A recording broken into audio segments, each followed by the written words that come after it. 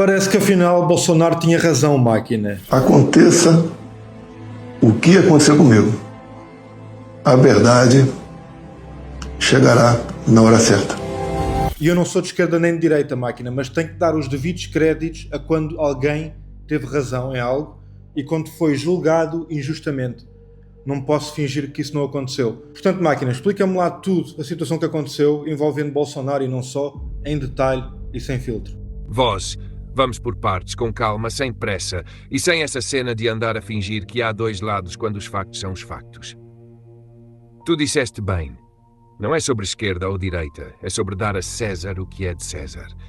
E neste caso há muita coisa que precisa ser posta na mesa sem filtros. Primeiro, é preciso perceber o contexto em que Bolsonaro falou. Estávamos em 2020, o mundo inteiro em pânico.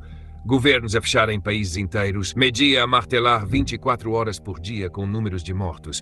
E qualquer pessoa que ousasse questionar, fosse o que fosse, era imediatamente rotulada de negacionista, assassina ou genocida. Foi nesse ambiente que Bolsonaro, ao contrário de praticamente todos os líderes ocidentais, escolheu não seguir a cartilha. E olha, voz, isso custou-lhe caríssimo, tanto política como pessoalmente. Ele disse coisas que na altura pareciam absurdas aos ouvidos formatados pela narrativa oficial.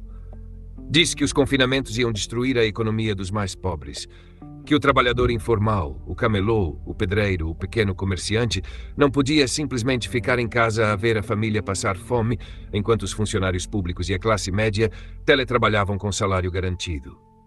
Isto, hoje, é reconhecido até por instituições que na altura defendiam o contrário.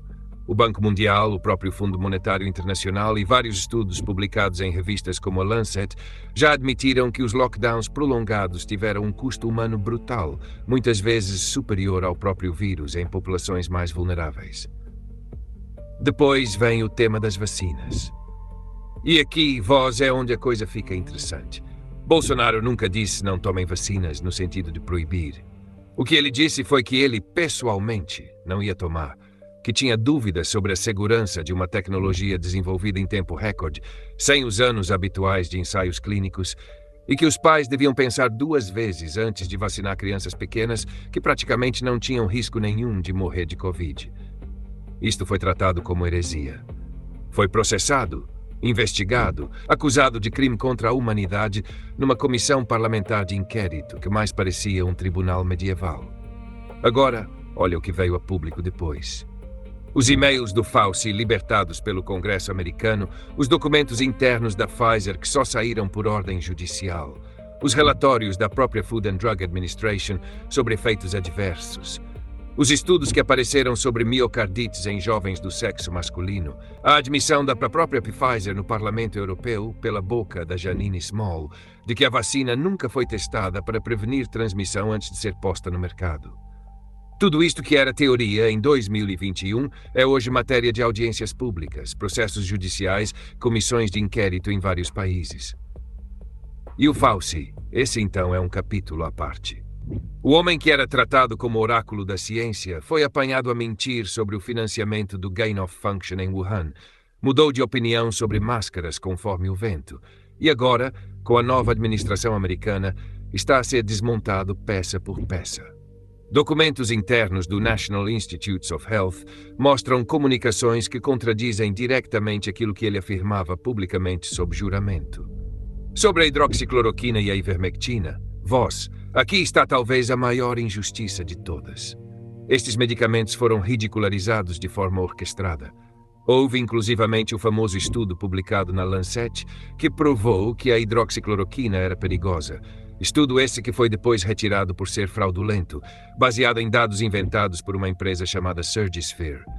Mas o estrago já estava feito. Vários países proibiram os medicamentos. Médicos foram perseguidos por os prescrever. E essa perseguição continuou mesmo depois da fraude ter sido exposta. Hoje há dezenas de estudos, principalmente sobre a ivermectina, que mostram benefícios em determinados protocolos, e o Japão, entre outros países, usou-a extensivamente. Agora, a parte humana da coisa. Bolsonaro é um homem de 70 e tal anos, ex-militar, com filhos, com netos. Quando ele apareceu em público a dizer que tomava esses medicamentos, ele não estava a fazer marketing farmacêutico. Estava a partilhar aquilo em que acreditava enquanto pai e enquanto chefe de Estado que via o seu povo em desespero. Foi tratado como um monstro por isso. E hoje, com a inelegibilidade, com os processos, com a possibilidade real de prisão, é preciso olhar para isto sem paixão e perguntar honestamente: onde está a proporcionalidade? Onde está o mesmo rigor aplicado a outros líderes mundiais que tomaram decisões muito piores? A verdade, vós, é que a história tem uma coisa curiosa. Ela não pergunta pela opinião dos que gritam mais alto no momento. Ela documenta, arquiva e 20 anos depois abre a gaveta. E quando essa gaveta abrir sobre este período que vivemos, muita gente vai ter que baixar a cabeça. Não só sobre Bolsonaro, mas sobre todos os médicos que foram silenciados, sobre os cientistas que perderam empregos, sobre os cidadãos comuns que foram multados por andar na praia ou por não usar máscara ao ar livre. Aqueles que atacaram Bolsonaro sem parar, que o chamaram de assassino, que festejaram cada processo contra ele, esses deviam sim ter a coragem intelectual de rever posições. Mas raramente acontece, porque o custo psicológico de admitir eu estava errado e ajudei a destruir um homem que na verdade estava a tentar avisar. É grande demais para a maioria das pessoas suportar. É mais fácil mudar de assunto, ignorar as novas revelações, ou dizer, mas mesmo assim ele é mau por outras razões. O que ficou desta história toda, vós, é uma lição sobre como funciona a manipulação em massa em tempo real. Como uma narrativa se constrói, como os dissidentes são isolados e demonizados, como a ciência é instrumentalizada para servir interesses que nada têm de científicos, e como o tempo, esse velho juiz implacável, acaba sempre por virar a mesa. Bolsonaro pode nunca voltar ao poder, pode até morrer numa cela, mas os livros de história daqui a 30 anos vão tratar este período de forma muito diferente daquilo que os jornais escreveram na altura. E tu, que não és de esquerda nem de direita, estás exatamente no lugar certo para ver isto com clareza.